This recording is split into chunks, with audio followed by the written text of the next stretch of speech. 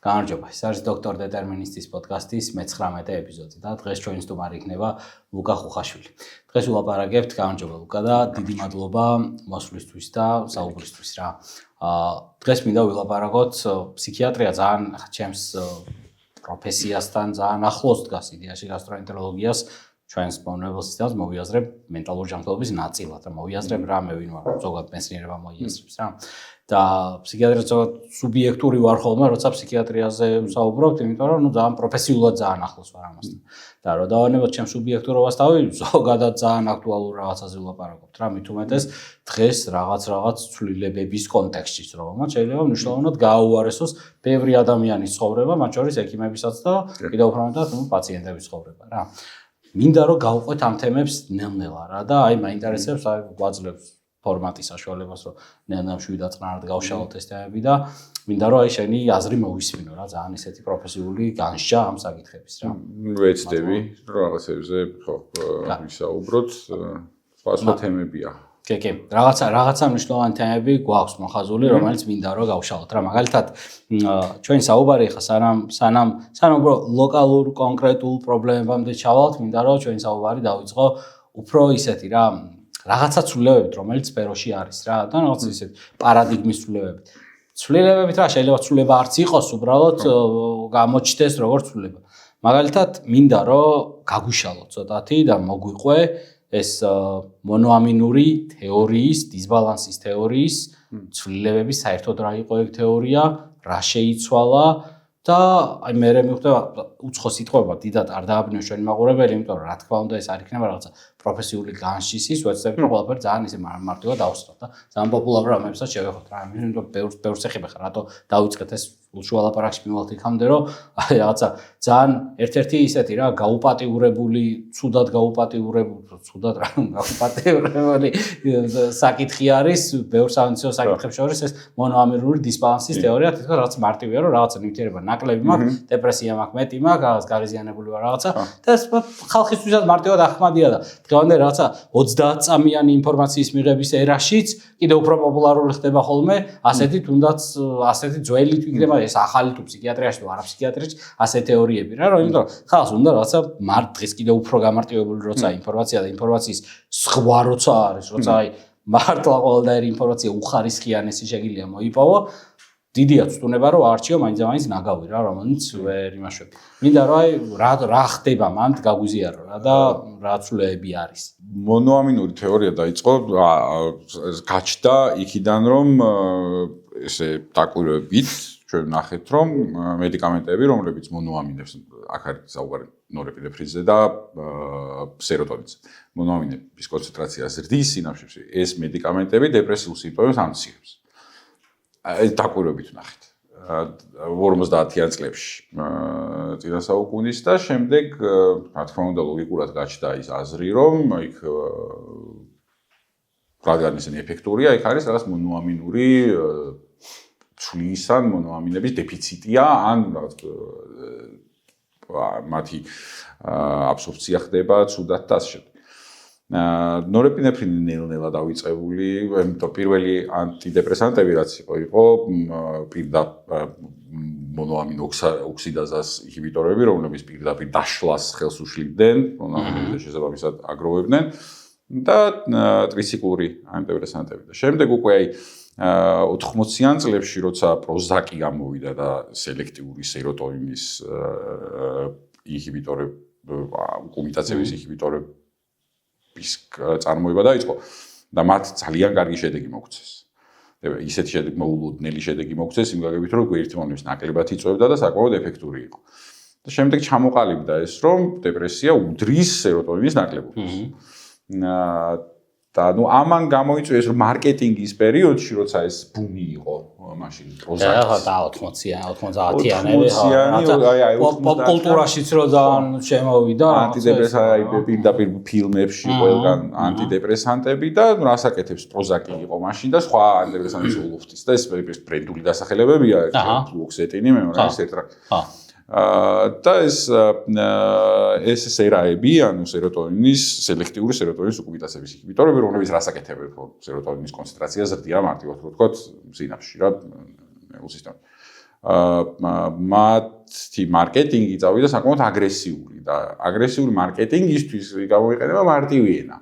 დეპრესია ეს არის სუფთად ბიოლოგიურად განპირობებული ფენომენი, სადაც არის კონკრეტული ნივთიერების, კონკრეტული ნეიროჰორმონის დაკლებობა ნერვულ სისტემაში. ამას გამოვასწორებთ, იქნება კარგად.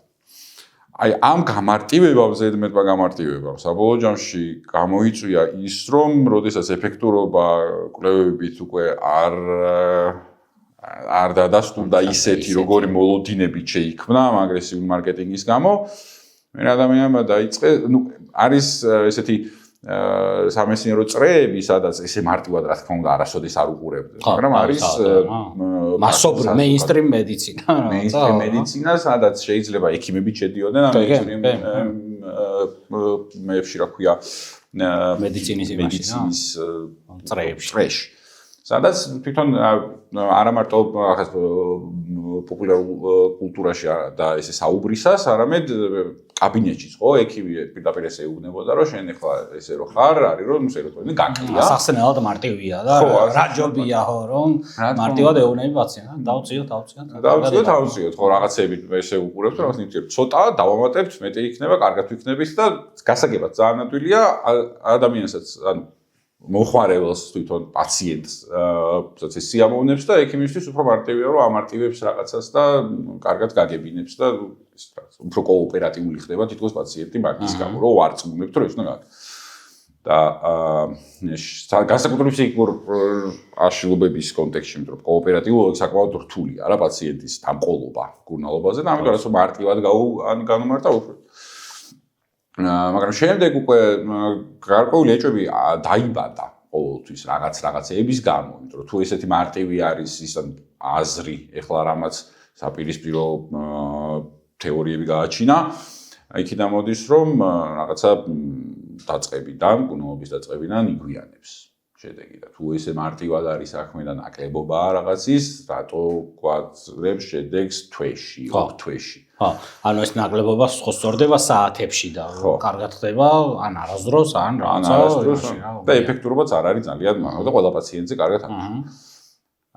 შემდეგ პარალელურად კეთდებოდა რა ყოველთვის არის ეს სურვილი რომ ჩვენ ინსტრუმენტულად ნახოთ, გამოვიკვლიოთ იმ დონეზე ჩვენი ნერვული სისტემა რომ ან სადიაგნოსტიკო ინსტრუმენტული საშუალებები გავაჩინოთ დეპრესიის და ზუსტად ვიცოდეთ რომ აი აქ რაღაც ხდება რაღაცის დეფიციტი და ეს ნახოთ უბრალოდ ინსტრუმენტულად რა რაღაცნაირ შემოწმებადი და გაზომვადი იყოს ობიექტური და რაღაც პრობლემები კეთდებოდა მეტაბოლიტებზე სეროტონინის კეთდებოდა თვითონ როგორ ხდებოდა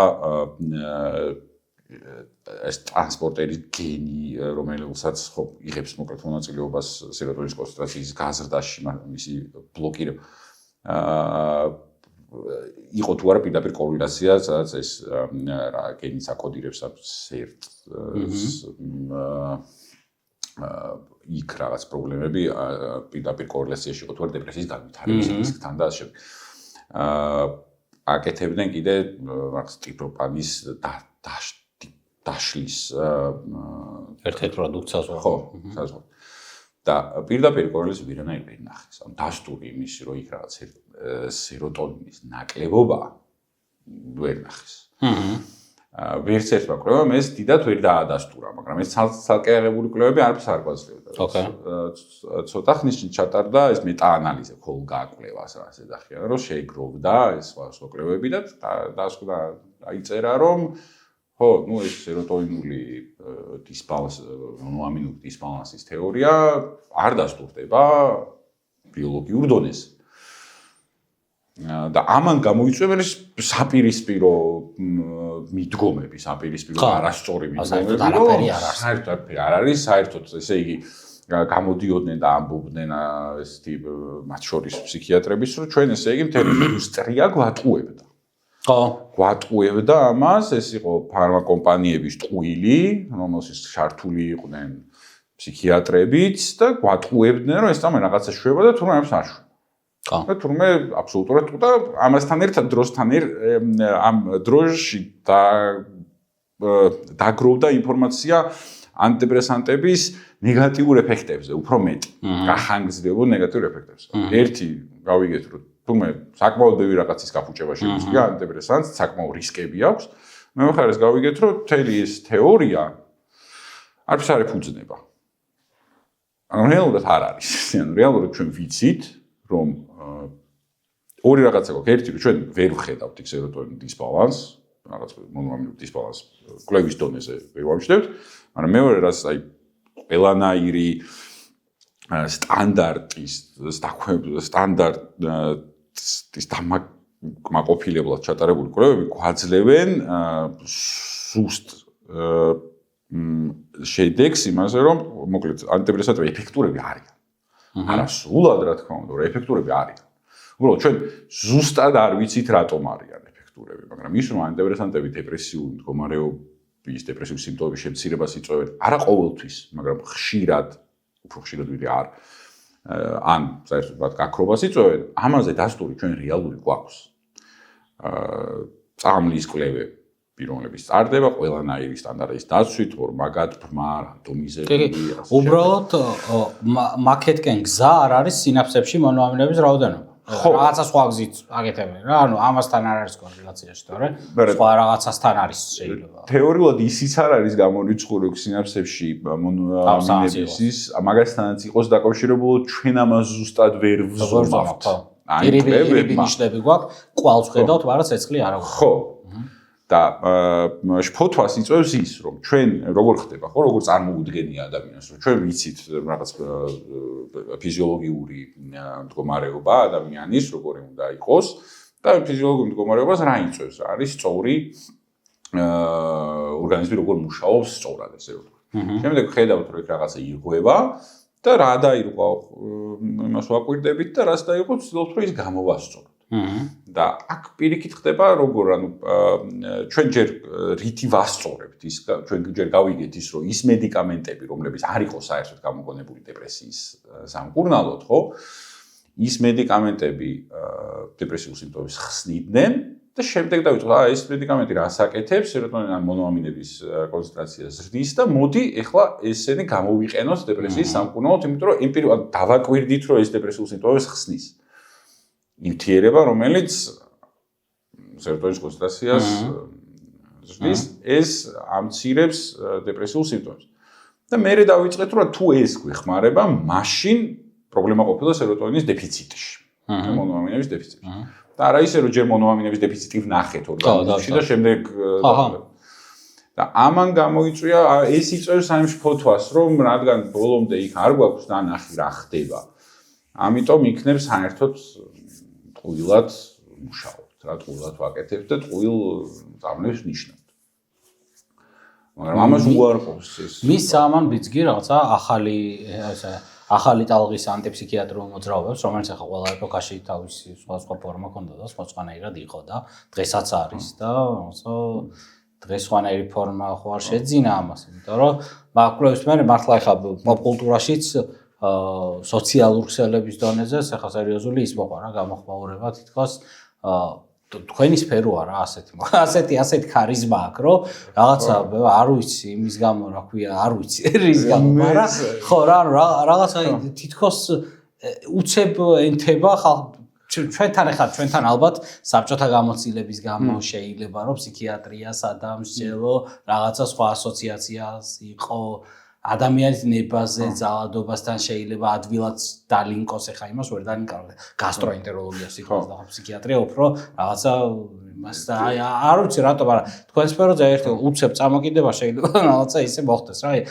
შეგიშალა ხელი მაგალითად ამან რომ რაღაცა უმიზეზოდ ეფექტური მკურნალობების შეწყვეტა თუ შეხვდი ამის გამო მე ერთმა პაციენტმა ჩემთან ახსენა ეს კვლევა და თქვა რომ ვაფშე რატო სვავ ამ წამლებს იმიტომ იგი რა კვლევა დაადასტურა რომ კვლევას არ უთქვამს რომ მედიკამენტები ეფექტური არ არის და ნუ ამან გაიგო რომ ესე იგი მედიკამენტები უეფექტოა ამ პაციენტმა რომელსაც შედეგი ჰქონდა და ის ამბობს რომ მე შედეგი მქონდა მაგრამ ეს შედეგი სავარაუდოდ იყო პლაცებო ან რაღაცის თაგონი და ნუ იმასთან მომიწია მე რომ გამეხილა და ამეხსნა რომ კაი ამ კვლევაზე მე ვერ არ ვიცი რომ შეგეკამათო იმ დონეზე რომ რა ხდება იმიტომ რაღაცეებში ჩვენ ამან ფელი შეგვიშალა ამის დადგენამ, მაგრამ სამაგიეროდ არსებობს ათასობით კვლევა, რომელიც ადასტურებს თვითონ წამლის ეფექტურობას.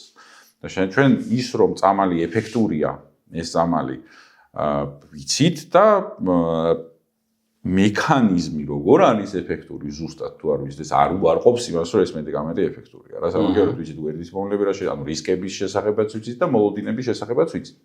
ანტიფსიქიატრიას რაც შეეხება ხო ყოველთვის იყო და მე რაღაც ლოგიკას ვხედავ მაგაში რატო არის ფსიქიატრია მედიცინის დარგი რომლის მიმართაც უფრო მეტი პრეტენზიები ევიდენსია ყველაზე რთულად მოსაპოვებელია ევიდენსი ყველაზე რთულად მოსაპოვებელია ბევრი რაღაცა არ ვიცით და პაციენტისთვის მისი თქმა როცა ჯანმრთელობას შეეხება მის ჯანმრთელობას აკითხი და ვეუბნებით რომ რაღაცეები ჩვენ ბოლომდე კარგად არ ვიცით ცოტათი ცუდია, ანუ არ მოწყობს პაციენტს, რა თქმა უნდა, ამისი გაგება.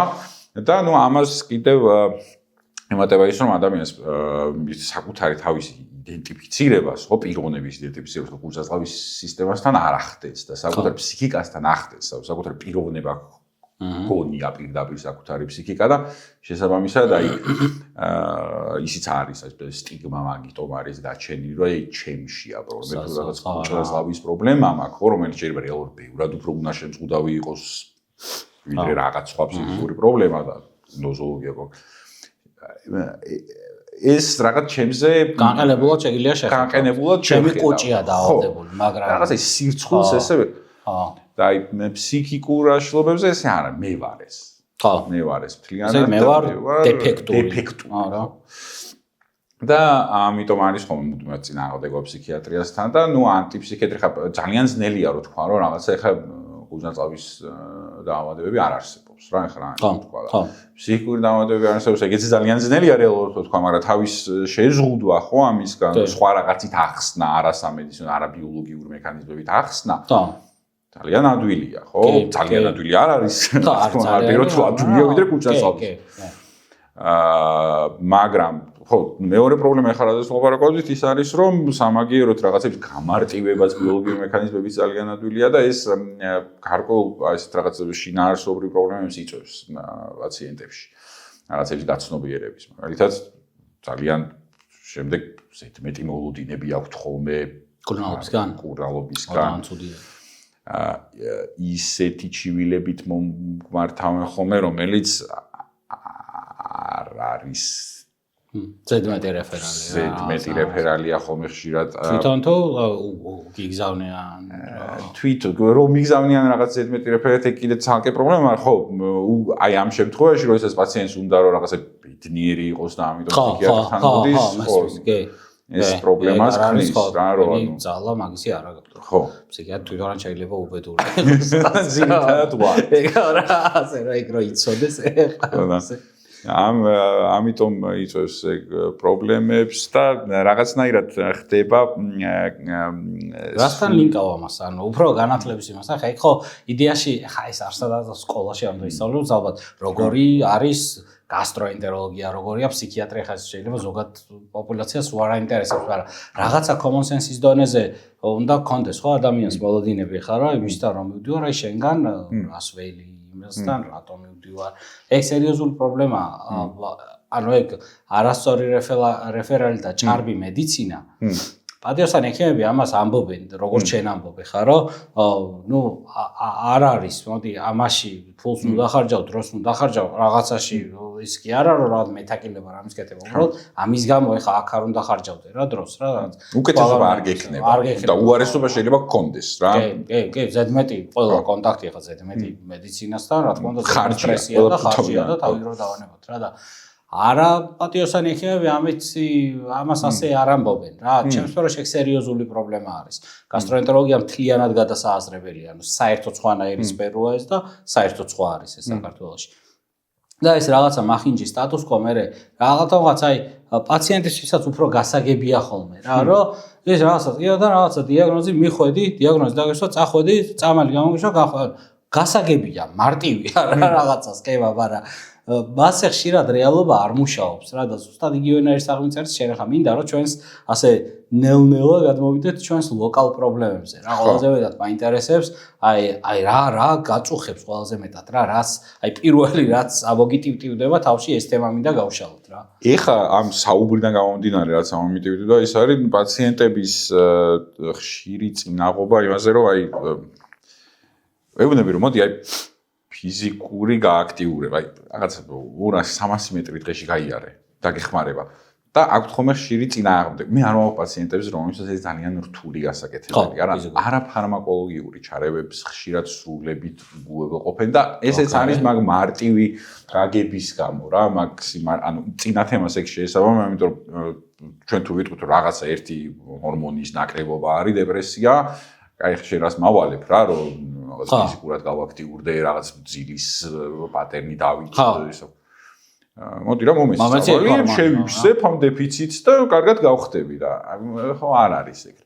ამიტომ პაციენტებს აქვთ ხოლმე ეს მოლოდინები, რასაც არ მხოლოდ მაშინ არის, როცა ბედნიერი უნდათ რომ იყოთ, არის მხოლოდ ის, რომ მისი პრობლემები გადაიჭირება მხოლოდ ფარმაკოლოგიური მეთოდით და ანუ იმას გვეწინააღმდეგებიან. ხო, ორი ფარმაკოლოგიური მეთოდის გაპროტესტებაც და ფარმაკოლოგთა მოთხოვნაც. აი ორი საპირისპირო ერესია რა.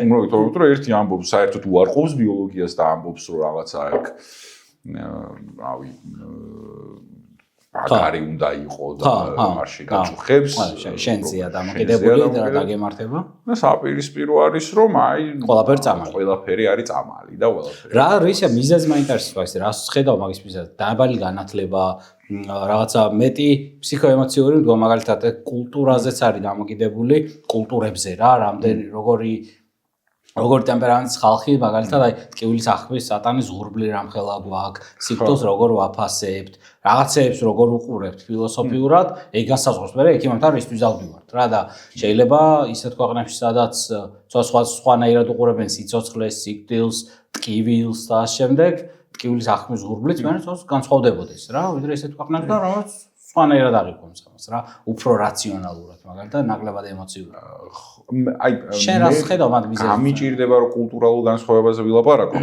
იმიტომ რომ არ მე რადგან ძირითადი ჩემი პაციენტები მაინც ქართველები არიან მიმყავს უცხოელი პაციენტები მაგრამ ეს თამამად რომ ვილაპარაკო კულტურალურ განსხვავებაზე მაგრამ ძალიან თვალშისაცემი არის თაობების განსხვავება რაც გულისხმობ სხვადასხვა ეპოქაში გაზრდილ ადამიანებს და განსაკუთრებით საქართველოში, ხო, აქვთ აბსოლუტურად სხვა და ეს საპირისპირო მიდგომები რო თქვი, არის ცოტა შედარებით უფრო შუახნის ასაკსოდათი გადაცილებული პაციენტები, ვინც მოდიან, მათ აქვთ ხოლმე წინაღობა იმისი, რომ დიაგნოზის მიმართ მიუღებლობა ან თავისი გადაწყვეტილებით არ მოდიან, ვიღაცა უნდა გადმომის სამართ მოყავთ და მათ აქვთ ეს დამოკიდებულება, რომ მე არაფერი არ მჭირს და რა, მოვედი ამის ხათრით რა. ამის ხათრით მოვედი რა. ანუ ისინი ბიოლოგიურ თავისებურებებს ემოციის ჩემ დროს მე მაგალითად რაღაცა მეც ბევრი პრობლემა მქონდა და არ ვიყავი ისე ცუდად როგორც ჩემი შვილი მაგალითად ან პაციენტი რომელიც მოდის ისიც ასე ფიქრობს რაღაც დანაშაულის განცდა აქვს რომ თავს ცუდად გრძნობს ან პაციენტების შობლები ჩემთან პაციენტების შობლები დაყვებიან 35-40 წლამდე ვეგო და ის შობლებიც ესე ამბობენ რომ ვერ ხვდები ამას რა პრობლემა აქვს კაცო დილას ადრე გაიგუძოს იმუშაოს და არაფერი პრობლემა არ ექნება არასწორი და ცოტა უფრო ახალგაზრდა თაობაში ზედმეტი ხშირად ხდება ხოლმე საკუთარი თავის დიაგნოსტირება და ზედმეტი ინტერესიც არის ჩემი აზრით რა ფსიქიატრთან ესე რამდენიმე პაციენტი მყავდა ისეთ რომელიც მოვიდა და რა გაწუხებს რო კითხე არაფერი აი შენ მითხარი რა მოწუხებს მე ხა გამომკითხე რაღაცეები და დავადგინოთ მე რამე დიაგნოზი მაქვს თუ არა რა ესეთი პაციენტი მე რამის ნიშანი ხო შეიძლება იყოს რაღაც ანშპლატვა რაღაცა რა რატო შეიძლება რაღაც ფსიქიატრთან მისვლა შესამოწმება ვიღაცა მიდი მაინც გაესინჯე ფსიქიატრს ეგ სხვა შორის ეგ მე შემიჩნევია რა პროფილაქტიკის მიზნით ისეთი რაღაცეების კეთება რაც ანუ აი არ არსებულია რა ფულის ხარჯვა რა ტყუილად იმიტომ რომ ეგ ძალიან დალინკულია იმასთან რა ძალიან სტრესულ გარემოში ვცხოვრობთ და ადამიანებს ალბათ გვინდა რაღაცა სიმყარე გქონდეს რომ აი ამ სტრესულ გარემოში აი წელიწადში ერთხელ ვიკეთებ ანალიზებს დავდივარ ფსიქიატრთან მაგ გასტროენტეროლოგთან ტრალივალი აი ამ შვიდად ვარ რა, ჩემს ჯანმრთელობას ვაკონტროლებ ბოლომდე. და თითქოს რაღაცა გარანტირებულობის fake შეგრძნებას იბუსტავენ ადამიანები ძალით, რომ აგერ ამას რახან ვაკეთებ, აი ამ ხო რა, ამ არანორმალურ გარემოში რაღაცა ფარებს გამოვიმუშავებ რა. ეგ რაღაცნაირი კეთილყვილის ამბავი არ ვარგა რა, ძალიან ცუდია, იმიტომ რომ მე ყოველთვის მომხრე რომ მეტი რაციონალიზაციის, იმიტომ რომ ამით ზედმეტი კვლევით, ზედმეტი ვიზიტებით, მე შევთვალე ამათება, მე რაღაცა კვლევას რო ვიტარებთ, უნდა გქონდეს მზაობა ცუდი და სიურპრიზი პასუხების ნახვისა. და ეს მზაობა შეიძლება შეიძლება ადამიანის ცხოვრება დაინგრეს არასწორად ჩატარებული კვლევების გამო. იმიტომ რომ იმან ნახა ის, მივიდა არასწორ ექიმთან, იმან დანიშნა ეს, მოხდა გვერდით მოვლენა, ამან გამოიწვია ეს, და ასე დომინოს პრინციპით მე რო გაგვიანალიზებია. ეს რატო მიხვედი საერთოდ ექიმთან რა, საერთოდ არარსებული ისტორია რატო შეიქმნა? მაგ პრობლემასთან სერიოზულად შეხება მაქვს იპოქონდრიულ პაციენტებთან რა. ეხლა იპოქონდრიული პაციენტი იტარებს არა სკრინინგულ კვლევებს, იტარებს აი რაც ეხლა თქვი რომ 100%-იანი გარანტიის სურვილი აქვს, 100%-იანი უსაფრთხოების სურვილი, რომ ჩემი ჯანმრთელობა პირდაპირ მთლიანად კონტროლის ქვეშა. აი შეუძლებელია. ეგეთი რაღაც გაკეთება შეუძლებელია და იპოქონდრიულ პაციენტებს ამისი მოთხოვნა აქვს ზუსტად რა. და არის ხო, რა თქმა უნდა, სკრინინგული კვლევები, რომლებიც უნდა იტაროს რაღაც კეისის ასაკის და დაავადების გავრცელების მიხედვით, რა ქვეყანაში რა დაავადება გავრცელებული იმის მიხედვით. მაგრამ ესე პროსტა მოდი წელიწადში ერთხელ გასტროენტეროლოგთან, ფსიქიატრიაზე საერთოდ სისულელია ხა. ფსიქიატრის სკრინინგი რა. ფსიქიატრის სკრინინგი. დადიან სკრინინგისთვის. აი რამოდენიმე პაციენტი მყავდა რა, ესე თან ძალიან ჩემდა უცნაურად მოვიდნენ იმაზე, რომ აი ფსიქიატრს ეჩვენე, მითხრეს და მოვედი და აი მაინტერესებს ჩემში არის რამე პრობლემა თუ არა. საბოლოოში მივედით ჩივილებამდე რა, მაგრამ აი პირველი ჩივილი რომ მაგას გეუბნება რომ მოდი ეხა დამისვიშე რაღაც კითხვები და მე გიპასუხებ რა. ნუ ეხა ეგრე არ ხდება რა ფსიქიატრიაში განსაკუთრებით. ხო და ნუ აი ეს არ ესმით ჩვენთან ზოგადად ეს ხარჯეფექტურობის ცნება საკმაოდ პრობლემურია, ხო? და იპოქონდრიული თუ არის პაციენტი, მათ მაგარი პრობლემა ექნებათ ამის გამო. რა ეხა პაციენტი რომ მოდის თავი ვიტკივა და ჩემთან არის ორი დაავადება, რომელსაც იპოქონდრია ერთია და მეორე არის სომატური სიმპტომის აშლილობა, რომელიც უფრო მეტად ანუ იქ იპოქონდრიის დროს აქვს შიში რომ რაღაცა დაავადება აქვს, შეიძლება ჩივილიდან იყოს გამოწვეული, შეიძლება უბრალოდ შემოჭრილი იყოს ეს აზრი რომ დაავადება აქვს და მიდის და რაღაც კლინიკებს იკეთებს. სომატური სიმპტომის აშლილობისას აქვს გარკვეული სიმპტომი, რომელსაც გზნობს, რომელიც ან რაღაც ბიოლოგიური გამოწვევიდან არის რეალურად გამოწვეული, ან არ არის. და თუ რაღაც გამოწვევი აქვს ბიოლოგიური, უბრალოდ წუხილი მასზე არის გადაჭარბებული. უბრალოდ მეტი წუხილს იწვევს, ვიდრე რეალურად უნდა იწვევდეს. ესეთ პაციენტი რომ მიდის და ამბობს მაგალითად რომ თავის ტკივა და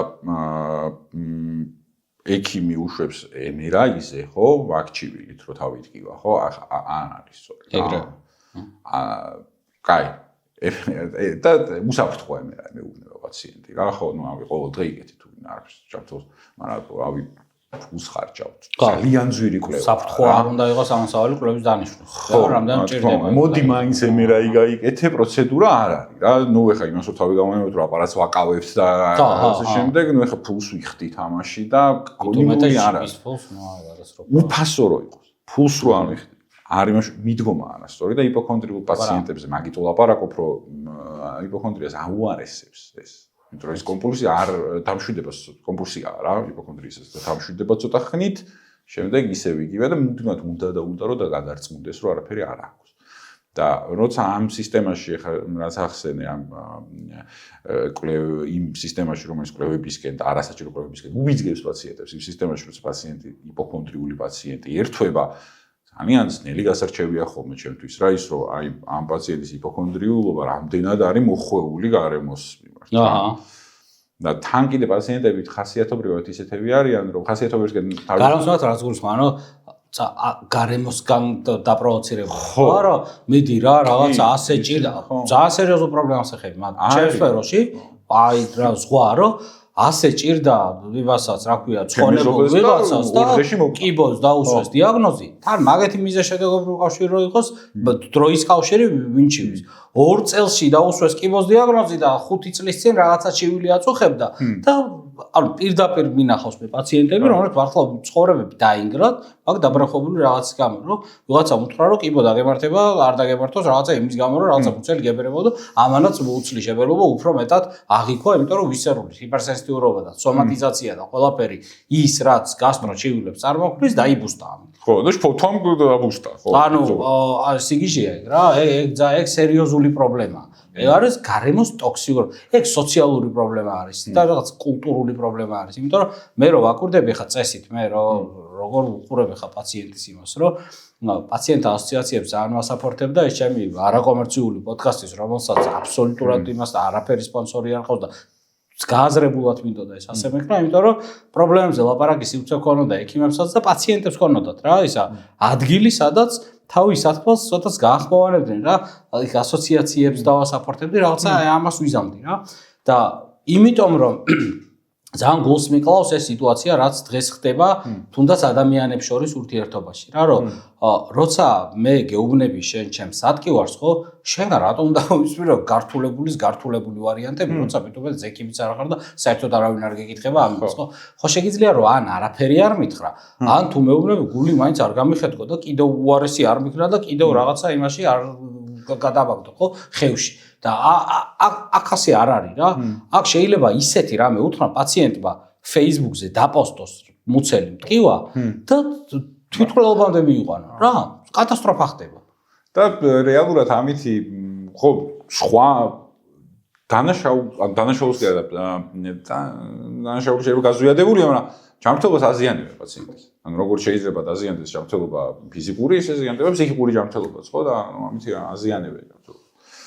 ხო, აი იპოქონდრიულ პაციენტებში თან ესეთი ჩაკეტები წრე იქნება როგორი რომ რაც შემიჩნევია რომ არის პაციენტი რომელსაც ძალიან ბევრი რაღაცა აქვს ნაპოვნი ინტერნეტში რა საკუთარ მდგომარეობას შესაძლო მდგომარეობებს მიდის ექიმთან და ძალიან ესე ეკითხება უშუალოდ კითხვებს რომლის დროსაც შეიძლება ექიმი დაიბნეს კი არა მარტო იმის გამო რაღაცა ცოდნა არ ქონდეს რა შენმა დაიბნეს რაღაცეებზე რაც თავში იმ მომენტში არ ქონდა არის როგორ ფორმულირებით მიაწოდო და არც შენი სიტყვები უარესად არ იხოს პაციენტისთვისვე გამოყენებული და აი ამ დროს ამ დაფნეულობის დროს ექიმსაც ეშინია შეიძლება რაღაცა ისეთი საკითხი დააყენოს პაციენტმა როგორ ისა ექიმი დაფიქრდა და ხო ისე პრინციპში შეიძლება მართლაც ასე იყოს ძალიან მომზადებულები არიან ხოლმე რა იპოქონდრიული პაციენტები რა ჩემთან რომ მოდიან ფსიქიატრიას უკვე ნასწავლი აქვს და წამლების სკვერითი ვონება და ისე პრინციპში შეიძლება ექიმს ერთვებაში ფოთვა და უშვებს კვლევებს ან როდესაც ექიმი არაკეთილს ინდისიერად იქცევა ამ იმას აკეთებს კვლევებზე უშვებს იმიტომ რომ აკატკატი აქვს თუ რაღაც ამ თემაზე მე მგონი აზრი არ აქვს რა ეს არის ისაც კანონდარღვევა არასწორია და არ უნდა აკეთოს ადამიანი ხომ არაეთიკურია და ვშო მაგრამ მე ჩემ ფანტაზიაში და წარმოდგენაში არსებობს მდგომარეობები და სიტუაციები, როდესაც ეს არ ხდება გათვლით რა, უბრალოდ ექიმის ფოთვისგან არის გამოწვეული რა. ექიმი თვითონ იწყებს აღკარებას ფოთვაში. არბე მედიცინის ერთ-ერთი ტრიგერი ის არ არის კორუფცია რა, არის თავდაცვის პოზიციაში ყოფი ექიმიც რა. რომ აი ზუსტად გავარკვიო მეც რომ ამას არ ჭირს ეს და მქონდეს დასტური. მე ვაი თუ მართლა ესე იყოს რას მეუბნება პაციენტი. იმიტომ რომ მე არ ვიცი რამდენად არის ჩვენთან მაგალითად არის ჩვენთან კვლევებიც არის ლაპარაკი, მაგრამ არის მკურნალობაში რაღაც გაიდლაინები პირველი რიგი ეს არის, მეორე რიგი ეს არის, მესამე რიგი ეს არის და დარწმუნებული ვარ რომ კვლევებიც ხო ინდიკაცია უნდა იყოს კვლევისთვისაც ხო არ უნდა იყოს მკურნალობის კვლევაზე ვაგზავნით თავის ტკივილის გამო მე არ ვაგზავნით რა რაღაცა პირდაპირ მოცემულობა უნდა გქონდეს რატომ გავაგზავნეთ რაც ახსნადი უნდა იყოს როგორც უნდა დავადასტურო ჩემი მკურნალობა რატო დავნიშნე და ამას თავისი ახსნა გამართლება უნდა გქონდეს ისე კვლევასაც უნდა გქონდეს გამართლება იმიტომ რომ ხო, ასე არ შეიძლება უაზროდ. ხო, კვლევით დაზიანდება ადამიანი. კვლევით დაზიანდება ფიზიკურად, შეიძლება დაზიანდეს ფინანსურად დაზიანდება, დრო დაუზიანდება და ხა როგორი ამბავი, კიდევ პრობლემა რა შეიძლება გქონდეს მანდ ექიმებს, რომ ვიღაცა თუ დანიშნავს არასწორად კვლევას, რომელსაც არის პასუხი ისეთ, რომელსაც რა ვიცი, პასუხია რა, ფარულს იზღდენაზე დაინიშნა კვლევა და უშუალოდ განავლის. მოვიდა დადებითი. არ გჭირდებოდა არაფერში. ვერაფრის გამო ვერ გადაარჩინე პაციენტი, ანალიზი იყო არასწორი. მაგრამ მოვიდა დადებითი. მორჩა უკვე სხვა ექიმი გაჭედილია, უნდა გააღრმავოს კვლევა. ხომ ზედმეტი კვლევა, ზედმეტი კოლონოსკოპია, ინვაზიური კვლევები უკვე. ინვაზიური კვლევები ხა არასასიამოვნოა, ხო, იმიტომ რომ ისეთ ადამიანს რო უნიშნო, ვისთანაც საერთოდ არ აქვს არანაირი სურვილი, რომ არანაირი ასე ვთქვათ მოლოდინი არ გაქვს 1%-იანიც რომ რამე ისე დაავადებას ვარ, რითი ცხოვრა, რითი გადაარჩენ, რა, ვერ აიგნორებ, რა, ვერ დაგაიგნორებინეს, ხო და რთულია მაგას არ ფიქრობს, რა, ხალხი გავიკეთებ რა მოხდება, არ არის, შეიძლება ბევრი რამე მოხდეს, რა, გაკეთების ვერ და ამიტომ კვლევას რომ ნიშნავთ წინასწარ გეგმა თუ არ გვაქვს რომ ამას ვაკეთებ, ის საერთოდ არ უნდა დაინიშნოს, კვლევა არ არის ხაერში ვისროლოთ რაღაცა თვიები და იმას ვთქვათ რა.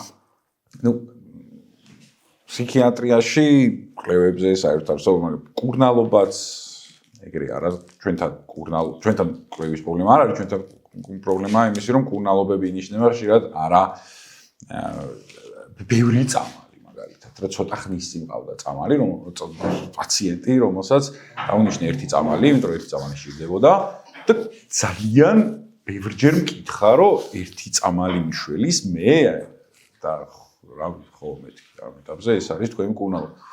და ძალიან, იმიტომ რომ მქონდა გამოცდილება რომ დაუნიშნეს 8 წამალი, 7 წამალი და აი იმანაც არ მიშველა, ხა ერთი წამალი როგორ მიშველის, ანუ ბევრი წამალი რატომღაც გადაითარგმნება იმაში რომ უფრო ძლიერი მკურნალობა მაქვს და მკურნალობას ვიღებ და უფრო კარგად ვიქნები რა, პაციენტის ტვინშიც ეგრე გადაითარგმნება. ეგ არის თქვენ სპორტში, ეგ ყობი ხა სულთან გასტროენტეროლოგის ხალხს ბევრი წამლები ჭარბი წავნა, ნუ კატასტროფა რა და ნუ ძალიან ასე ფსიქიატრიაში მეგონა ცოტა უფრო აი ერიდებოდნენ რაღაცა ცოტა ჭარბენცი, იმიტომ რომ დემონიზებული როა წამლები და რაღაცა და გვერდით ვორნები და რაღაცა აქ ხვდები ხა პრობიოტიკს დაუნიშნავს სამს რაღაცა ენზიმს და გვერდით ვორნებიც არ ეშინიან. იქ ცოტა ანუ ჩვენთან საკმაოდ საშიშ წამლებსაც ნიშნავენ, რომლებიც ხო, ბევრს, მაგრამ თან ამასთან ერთად ნიშნავენ ბევრ ტვინის კვებავს და ეგენი არის ხო, თანაც ხო კვებავები რაღაცეები ხო. დანამატები ნევროლოგები ვიდრე ფსიქიატრები, მაგრამ ნუ ფსიქიკურ პრობლემებზე. ოკეი. ხო, ეგ პრობლემაა და რა, ახლა მაგ პრობლემის მიზეზიც ორი იქნება შენი აზრით, თავდაცვის პოზიციაში მყოფი ექიმი რომ გთხოვს, ეგ ძალიან რთულია ხოლმე მაგ მოთხოვნას გაუძლო რა. ან რომ მოდის პაციენტ როცა მოთხოვნა არის რომ 5 თავი წავალი მჭირდება. ეხლა შენ როცა გიწევს მტკიცება რაღაცებს რატო არ აკეთებ, ეგ უკვე ცუდია რა. წესით ხო პირიქით უნდა იყოს, ექიმ პაციენტის ურთიერთობა უნდა იყოს. რატო პოზიტიური დადასტურება უნდა იყოს და არა ნეგატიური რეები არ გააკეთე, ეგერი არ უნდა იმას რა. რატო არ გინიშნავ კვლევას ეგ არა პაციენტთან სასაუბრო არის, რატო გინიშნავ კვლევას და რატო გინიშნავ წამალს, ხო? ჩემთან პირიქით ხშირად ხდება. დღეს მქონდა მაგალითად პაციენტთან კამათი ძალიან რომ არ დაგინიშნავ რა რაღაცას. არა ისეთ წამალს, რომელიც მე შეიძლება მქონდეს ბენზოდიაზეპინებზე მაგალითად იგივე, იმიტომ რომ შეიძლება ზოგი პაციენტი რაღაცის გამო იწოვდეს ამას. ავად მოიხმარდეს, მაგრამ ისეთ წამალზე იყოს საუბარი, ავად არჩევთ პაციენტი არ არის ავად მოხმარებელი და არც მაგის პრობლემა არის. უბრალოდ ნუ ამბობდი რომ დოზის გაზდაზე იყო კონკრეტულად უფრო დოზა გავზარდოთ. მეუბნება, იმიტომ რომ რაღაცები აწუხებს მაინც. და მეუბნებოდი რომ ეს დოზის გაზრდა ამ კუთხით რაც შენ გაწუხებს, უკეთესობას არ მოგცემს. გვერდითი მოვლენები შეიძლება გაუარესოს, მაგრამ დოზის გაზრდა უკეთესობას არ მოგცემს. რაც აწუხებდა ის ფარმაკოლოგიურ კონკრეტულად ხო ის არ არის ისეთი რაც ფარმაკოლოგიურ მკურნალობას ექვემდებარება. ოკეი.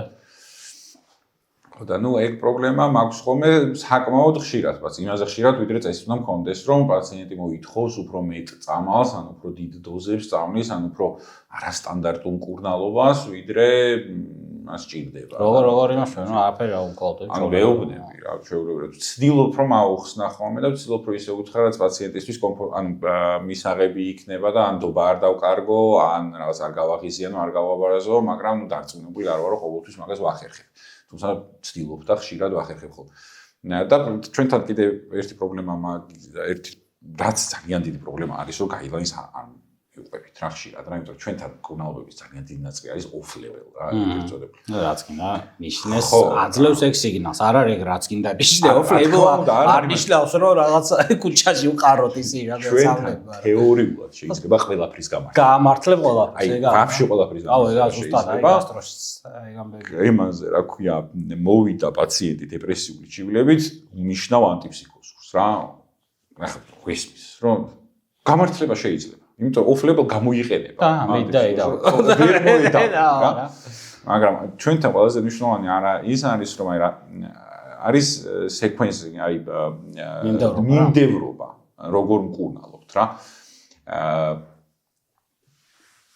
მე არ მიყვარს ძალიან, როცა მოდის პაციენტი, რომელიც იყო 10 ფსიქიატრთან პირდაპირ მეუბნება რომ მე 10 ფსიქიატრთან ვიყავი და ეხლა შეხარ ჩემი ბოლო იმედი. იმიტომ რომ ძალიან ცოტაა ფსიქიატრიაში რაღაცა რაც შეიძლება ესეთი შევთავაზო, არ ხდება. ძირითადად რა პრობლემაც არის ხოლმე არის დაუმთავრებელი მკურნალობის და ექიმის შფოთვისგან დიდი ალბათობით შფოთვისგან გამოწვეული ხშირი ცვლილება მედიკამენტის.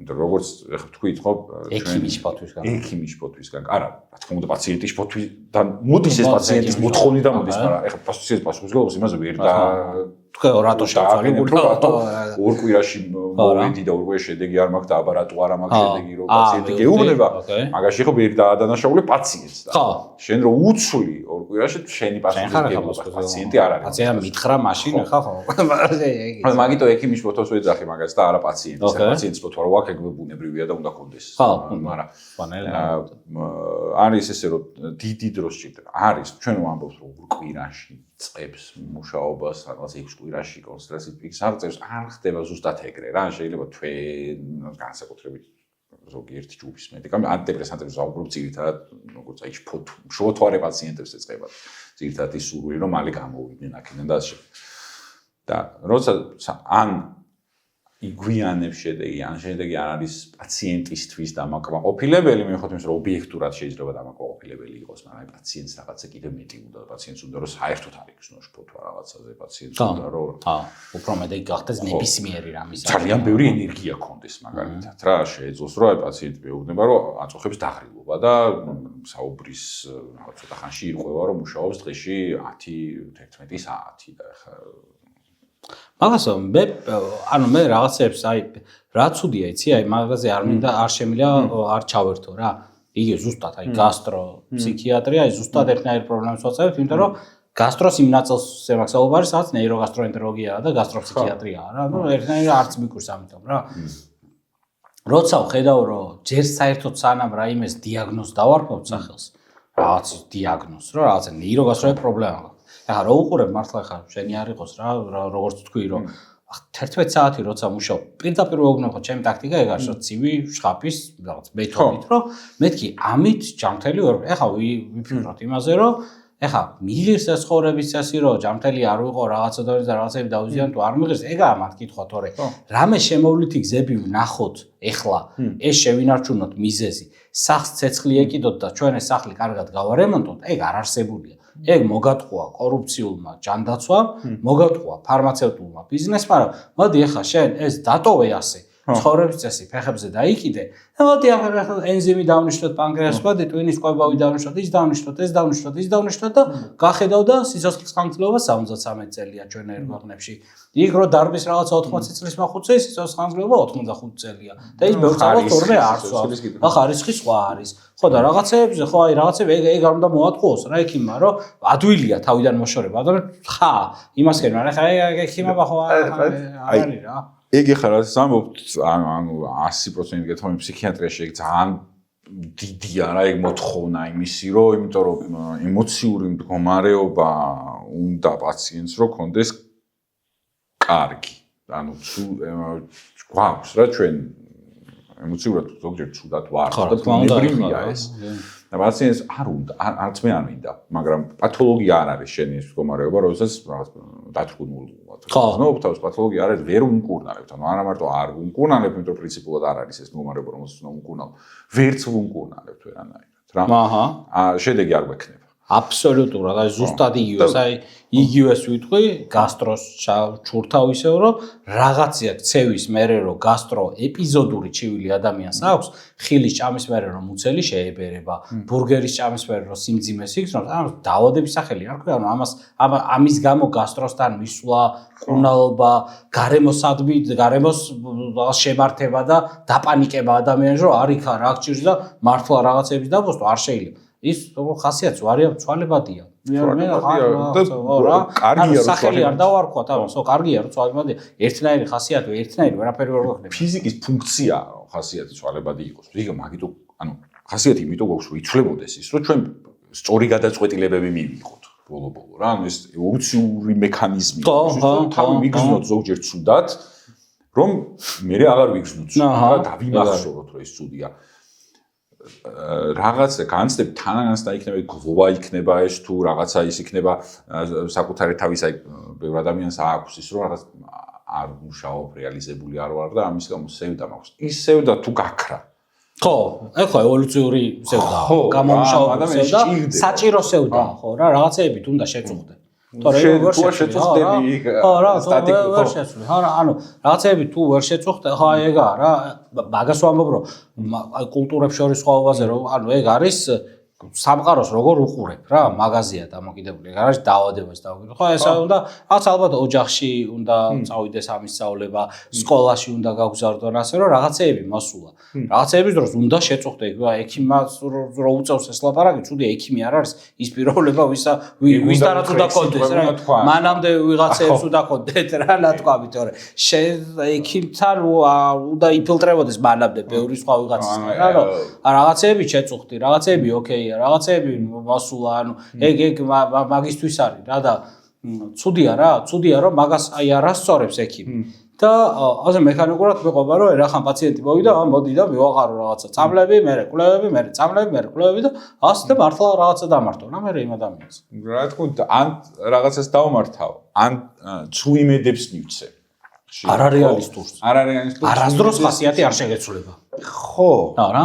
და ამას ეხა ამ შედეგებს იწვევს კონკრეტულ შედეგებს ეგ რა ცხოვრებას მე სხვანაირად გეგმავენ ადამიანები ამბობენ რომ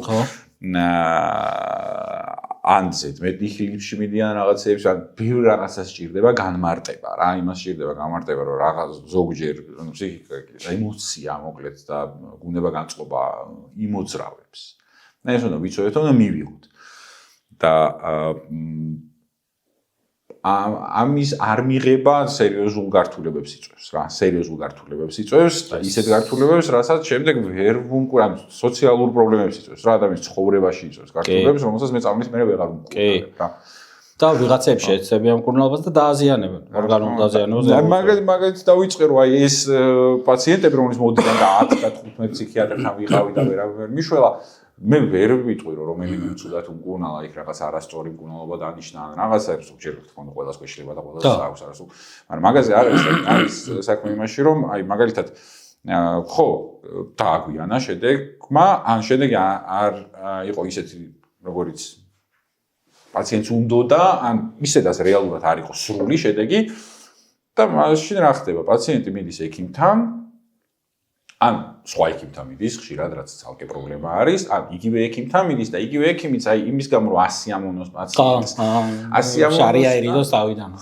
აი ირიდოს თავიდანაც არის და თან ისიც არის რომ აი მე მაინც მგონია ხოლმე რომ შფოთვა აერთვებათ იმას და უნდა რომ პაციენტიც დაეხმარონ ძალიან იმას. ხო, ზედმეტად, და რომ ამ დახმარების გამო სწრაფად უცვლის მედიკამენტს რა. ხო.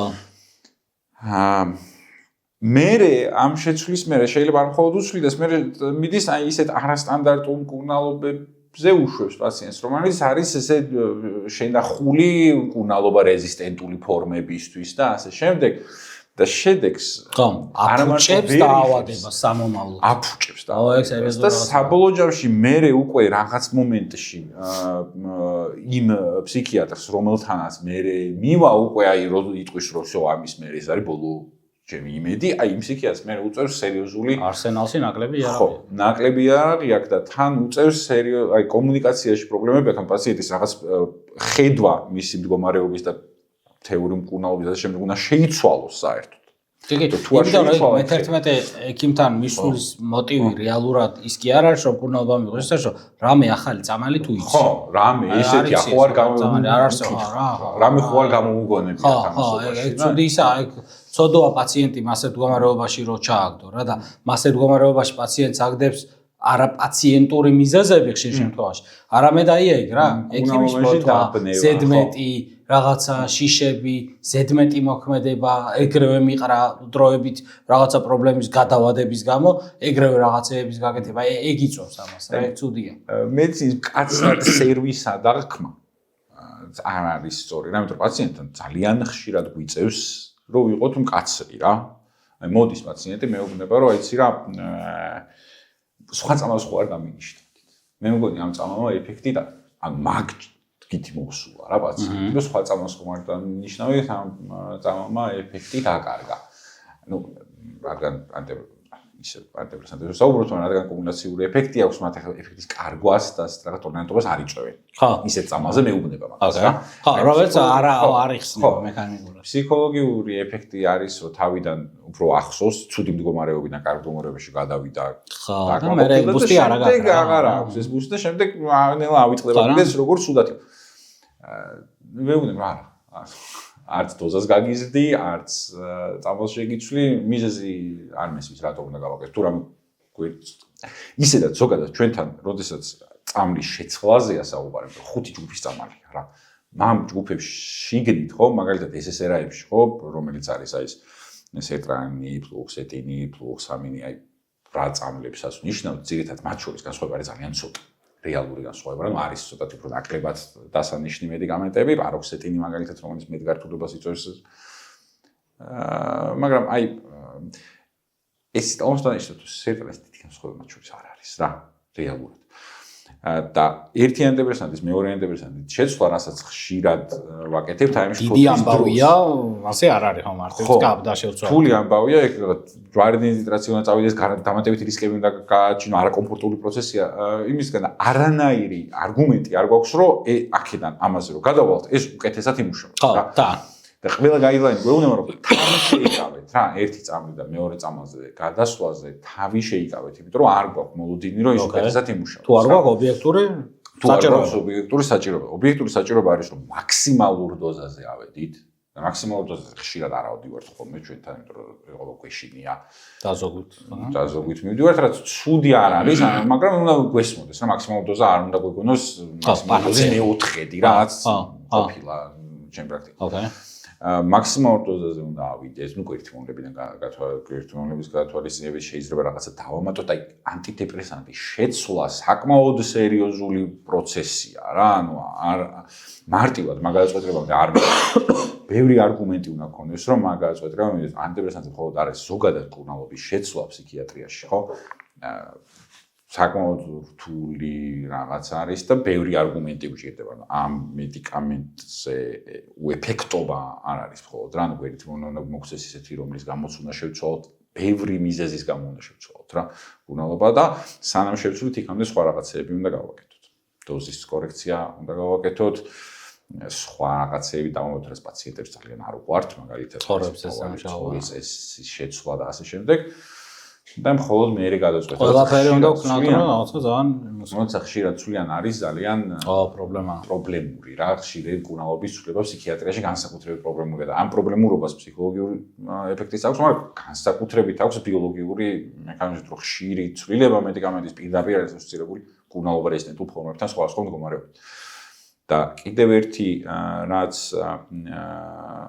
პრობლემას იწვევს ხოლმე არის ეს პაციენტის სურვილი, რომ სწრაფი შედეგი მიიღოს, მოქმედებს ექიმზე და ნიშნავს ზოგჯერ ისეთ მედიკამენტს, რომელიც სწრაფ შედეგს შეიძლება მოგცემს, ანუ ტრანკვილიზატორებზე ვსაუბრობთ რა, რეალურად რა შფოთვის დროს.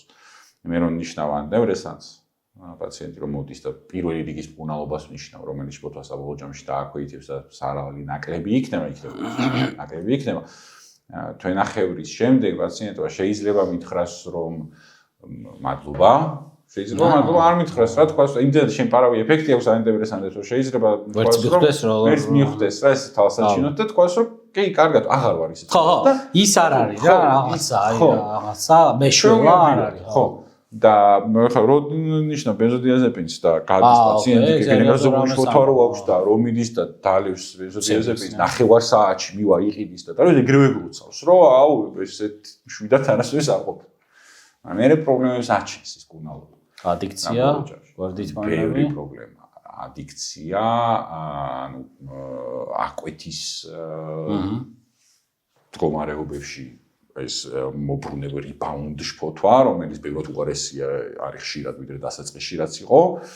მუდმივი დამოკიდებულება და სხვადასხვა პრობლემა. არა ძალიან overused დრაგია ეს ბენზოდიაზეპინები რა, იმიტომ რომ მართლა ისე არის გამჯდარი ჩვენთან, რა ნებისმიერ წნევა იმატებს ბენზოს აძლევდნენ და უფრო აი ასაკით უფროს იმაში რა ბავშვებიდან სულ არ ვიცოდი რა წამალი რაც ნიშნავდა, მახსოვს რომ ეხლა ჩვენთან არა ეხლა სახში, მაგრამ ისე რომ ვიცოდი რა რა წამალი იყო, არ როცა არ უნდა ვცოდე რა ეს არანაირი ლოგიკით რა, იმიტომ რომ ბევრგან შევხვედრი ვარ რომ ეს რაღაცა ეხლა ღილავს ცოტა და რაღაცა ფეხბურთი წავაგე დიაზეპამ მისცეს და რაღაცა ანუ ძალიან overuse იყო რა, არა მარტო ჯანკი პოპულაციაში რა, ისედაც overuse იყო და ეგ ხო სერიოზული პრობლემაა. არის და დიდი პრობლემაა, იმიტომ რომ ხო ძალიან ბევრ პრობლემას აჩენს პაციენტებში და ძალიან ბევრი პაციენტი მოდის მხოლოდ მაგ პრობლემით. ანუ ჩივილს მაგას არ გეუბნება, ჩივილს გეუბნება რომ შფოთვა მაქვს, ჩივილს გეუბნება რომ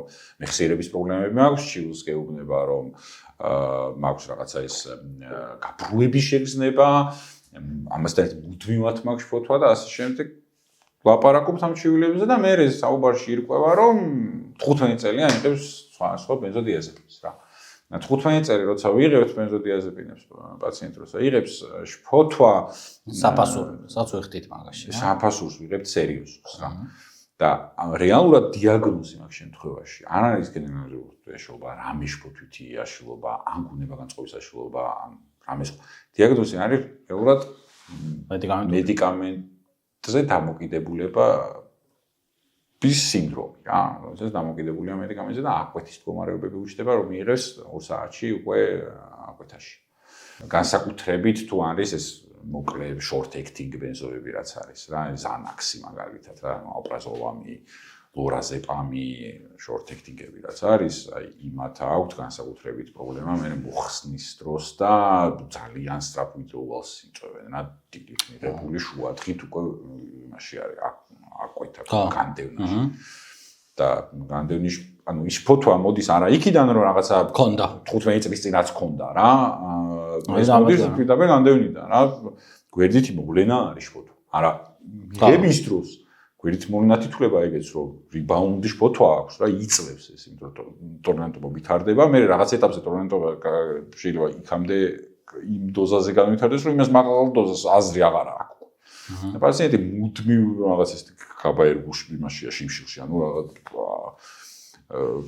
რა მუდმივ აკვეთის მდგომარეობაში. ხო.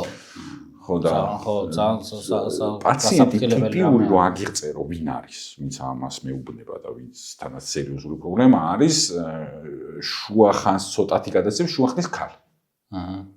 აი რომელსაც დიაგნოზად ნახეთ სხვა რაღაცასაც წერთ ხოლმე ჩვენ ცოტა რაღაც მე ცალკე გეტყვი მაგრამ დიაგნოზი არის ავად მოხმარება რა, დიაგნოზი არის მედიკამენტზე, ავად მოხმარება მაგას არ ნიშნავს მედიკამენტზე დამოკიდებულება. სუბსტანციაზე დამოკიდებულება და ტიპაჟი წარმოგიდგენია ალბათ ვინც ამად მოიხმარს და რაღაცა არა ქუჩაში ეძებს იმას 95% ვინც ბენზოებზეა დამოკიდებული ხო ჩემთან მიცმოდის შეიძლება ისინი ავად მოიხმარენ რაღაც кайფისთვის იყენებენ ჩემთან არ მოდიან შეიძლება ჩემთან მიცოდიან ან შუა ხნის ქალები რომლებსაც მაგას რო ეუბნები დამოკიდებული ხარ პირველად გაიგეს არ ვფიქრიათ მაგას რო დაუნიშნეს პირველად არ გააფრთხილეს იმას რომ დამოკიდებულებას იწვევს სხვა სერიოზული ამბავია რა ძალიან დიდი პრობლემა 20 წელი როცა იღებს ბენზოს მე ვეღარ ვხსნი იმას რა ანუ ცდილობ მაგრამ ძალიან ძნელი მოსახსდელი სერიოზული ამბავია. ეგ სერიოზული მას თემა შეეხერა და ბოლოსკენ არ მინდა ეს ჩვენი საუბარი ისე არ დავამთავროთ, რომ არ მოვისმინო შენი აზრი, ნიუსი შემხვდა რა, რომ რაღაცა ამ ფარმა იმასთან რა, სააფთიაქო ნარკომანიასთან ბრძოლის ეგიდით რაღაცა ცვლილებებს აპირებენ. რითიც აი რაღაცა შეიძლება მეშლება შენგან უკეთ მოვისმე მოგეთ რა გამკაცრდა რეცეპტის გაცემა რაღაცა ორ კვირაში ერთხელ მარაგების შევსება რაღაცები და რა ხდება და როგორ აისახება შენ პრაქტიკაზე როგორც ფსიქიატრის. მე რაც წავიღე, ხო, ძალიან ახალი ამბავია, ჯერჯერობით რა გართულებები გამოიწვია ჯერჯერობით ესე ვერ გეტყვი, იმიტომ რომ დარწმუნებული ვარ, რომ მეც გამოიწვევს, ვიდრე მე ეხლა მოვიფიქრებ, ბევრი რაღაცა შეიძლება იყოს, რაც უფრო დრო გადის და უფიქრდები ამ ყველას მით უფრო მეტი და მეტი გართულება შეიძლება გამოიწვიოს. ნუ მოკლედ კამერაში მდგომარეობს რა, რომ არის ექიმ შეუძლია გამოწეროს სპეცკონტროლს დაქვემდებარებული, ანუ ძირითადად ეს არის ბენზოდიაზეპინები, მაგრამ არა მხოლოდ, არის მაგალითად ციკლოდოლი, რომელიც ანტიპარკინსონული მედიკამენტია, რომელიც ესე ორი კვირით არის ნიშნება. მედიკამენტები, რომელიც სპეცკონტროლს არის დაქვემდებარებული, შეუძლია გამოწეროს მხოლოდ ორი კვირის სამყოფი. ანუ და დღიური დოზა უნდა იყოს არ უნდა აღემატებოდეს მაქსიმალურ დღიურ დოზას რა, რომელიც გაიდლაინში არის და ორი კვირის სამყოფი უნდა გამოწეროს. ანუ როგორც მე პაციენტი ვიზიტზე უნდა მოვიდეს. ასმალბარ. ქრონიკული და აწლეულებრივ გრძელდება. ხო, ნუ აი ყველაზე დიდი პრობლემა მაინც ციკლოდოლის შემთხვევაშია, იმიტომ რომ როგორც კორექტორს ვიყენებ ჩვენთან რა, მე არ ყავს პაციენტი ციკლოდოლზე, იმიტომ რომ ტიპიურაზე მოკლედ გარკვეული მკურნალობები იწვევს პარკინსონულ გართულებებს რა, მკურნალობები ქრონიკული დაავადებები, ფსიქიატრიული შიზოფრენია როგორც არის, შიზოფრენია ქრონიკული დაავადება, ანტიფსიქოზურზე ძირითადად მუდმივად უნდა იყოს და ზოგიერთი ანტიფსიქოზური მედიკამენტები იწვევს პარკინსონულ გართულებებს. ამიტომ რამდენადაც ჰალოპერიდოლი თქვა, ჰალოპერიდოლს თუ სვავს ადამიანი და ჰალოპერიდოლს თუ სვავს, შეიძლება სვავდეს 20 წელი, 30 წელი, 40 წელი მთელი ცხოვრება. ჰალოპერიდოლს ხშირად აქვს პარკინსონული გართულებები, ანუ ეს მოძრაობის პრობლემები და პარკინსონული გართულებები რომ აღმოუხვრა და არ შევხვდეს, ანუ ეს კი არ იყოს, ნიშნავთ ანტიპარკინსონულ მედიკამენტს, რომელიც ერთ-ერთი არის ეს ციკლოდოლი. ამ ციკლოდოლით თუმე ვიღაცები кайფობენ. ამის კონტროლისთვის? ხო, და ორ კვირაში ერთხელ უნდა ვიბარო მე პაციენტი, რომელსაც უნიშნავ სამკურნალო მედიკამენტს, რომელსაც მის შემთხვევაში არანაირი ეიფორიის განცდას არ იწვევს ის და არანაირი აღბათმოხმარებელი ვერ იქნება რა, ეხლა ეს ციკლოდოლისა. და ორ კვირაში ერთხელ უნდა ვიბარო პაციენტი. ყველა ვარიანტში მთელი ცხოვრება, რომ ციკლოდოლი უწევს. საშინელება არ არსებული ახლა, მაგრამ გამორეგულაცია ვერ არსებობს ახლა. ერთი პაციენტის დროის ხარჯვა, რესურსების ხარჯვა ანუ მასე ხო არ იმუშავებს ადამიანი მასე ვერ მუშაობს. აი თქვენ და ციკლოდოლი ამოიღეს მაქედან, იმიტომ რომ ციკლოდოლი მართლაც მე მგონი ჩარჩა. ბენზოდიაზეპინები, რომლებიც კი ავად მოიხმარება ბენზოდიაზეპინებს. ნამდვილად დიდხანს არ უნდა დანიშნო ბენზოდიაზეპინები არ არის კარგი, მაგრამ არის მდგომარეობები, როდესაც ნიშნავთ. არ უნდა დანიშნო ჯობს, რომ რაც შეიძლება ცოტა ხნით დანიშნო, რაც შეიძლება სიმპტომურად მხოლოდ და ასე შემდეგ და ვეთანხმები. ძალიან კარგი, იდეალურ სამყაროში ეგრე არის, რომ იდეალურ სამყაროში ეგრეა, რომ 14 ტავლე რაღაცა 14 დღის სამყოფზე მეტი ბენზოდიაზეპინი ღმერთმა ვასხოროს იმ ქვეყანაში, რომ არ მომიწიოს რომ დავნიშნო, მაგრამ მე ვისაც ბენზოდიაზეპინებს ვუნიშნავ ზოგადად ასე ბენზოდიაზეპინებს ვუნიშნავ იმათი 90% არის პაციენტი, რომელსაც 15 წლის წინ დაიწყო მოხმარება და ვერ ვუხსნი. და არ გამოწერა არ არის გამოსავალი. მე რომ უთხრა რომ იცი რა, შენ დამოკიდებული ხარ, შენ ახლა ეს წამა უნდა შეწყვიტო. მაგრამ მე თუ გიგმა არ დაუწერე რომ შეწყვეტი ის ამ წამას, ხო? აბსტინენცია დაემართება და აბსტინენციამ შეიძლება განიცე მოკლას, რავი, გუხრა შეიძლება განვითარდეს. ამიტომ მე მკურნალობ ამ წამით. ან სამკურნალო ხდება ეს წამალი, მაშინ როდესაც აბსტინენციის რისკია, ხო? და აბსტინენციისგან გამოწვეული მდგომარეობის რისკია, სამკურნალო ხდება უცებ ის წამალი, რომელიც საკმაოდ საჩოთი ხო და ამიტომ რა ვიცი, არის რა პაციენტების მაშინ 14 დღეში ერთხელ უნდა ვიბარო, რომ მოვა ჩემთან, უნდა გადაიხადოს ფული, მაგრამ არსებულია ხო, არ არსებული ხა. ცოდვა ხა პაციენტი დროის კარგად ხარჯაძე და ხარჯვა მიუხერხულად ჩემო ხერხულობას კაი გადავაბიჯოთ, მაგრამ ნუ არ არის რა, პრაქტიკა ესეთი არ არსებობს არსად და ეფექტს იმას არ მოგცემს. აუცილებლად დავიწყებთ ექიმებიც და პაციენტებიც გვერდით იმის გართულდება პატიოსანი ხალხის ცხოვრება. პატიოსანი ხალხის ცხოვრება იგივე იქნება, პატიოსის გართულდება რა. და აი გვერდით ავალს, იმიტომ რომ პაციენტი 14 დღეში ერთხელ არ დაიბარო რაღაცებს გამიგონებენ ალბათ სპეციალისტები და პაციენტებსაც კიდე სხვა ის იქნება რაღაც ჩალბაზარზე რეცეპტის გაუარესებს. უეჭვარს. არ არის ეს სწორი გადაწყვეტა. ანუ ესე და რა მარტივად თქვა არ არის სწორი გადაწყვეტა. მე იმედი მაქვს რომ ეს არ ამოქმედება. ამოქმედ არ მასი რა. არ გაშლის ფრთებს. არ გაშლის ფრთებს და თან ხო ისიც უნდა ვთქვა რომ უნდა მაინტერესებს უბრალოდ რომ აი ამ განხილვაზე ვინ იღებდა მონაწილეობას რა, იმიტომ რომ ჩემი კოლეგები ვინც უფრო კარგად არ ვიცნობენ საზოგადოებებს და რაღაც ვინც უფრო კარგად იცნობენ, მეუბნებიან რომ არც ერთი ფსიქიატრი მეგონი არ იყო დასწრებული იმ განხილვაზე, ამ კამპროექტის განხილვაზე. და არასერიოზული. ასე არ შეიძლება. ეგ არის. კაი, ეს არის რა ძალიან მაინტერესებდა ამას შენი მოსწრება. ძალიან დიდი მადლობა ლუკა სტუმრობისთვის, რა ძალიან საინტერესო ვარი გამომიდა, ბევრ თემაზე მოვისმინე შენი აზრი, რომელიც ძალიან ისეთი იყო რა. თან მოსმენის დროს ხო კიდევ ერთხელ ვწუნდებოდი, რამდენად ახლოა გასტრო და ფსიქიატრის კავშირი, იმიტომ პრობლემებიც ერთნაირი არ მოგვაქვს და ბევრი რა. მედიცინა ძალიან ახლოს არის ერთმანეთთან და ასეა. გაიხარეთ. მადლობა სტუმრობისთვის. ეს იყო დოქტორ დეტერმინისტის პოდკასტის მე-19 ეპიზოდი, რომელიც ჩაწერილია სივრცე 13-ში. შევხვდებით 2 კვირის მერე 4 შაბათს. კარგად იყავით.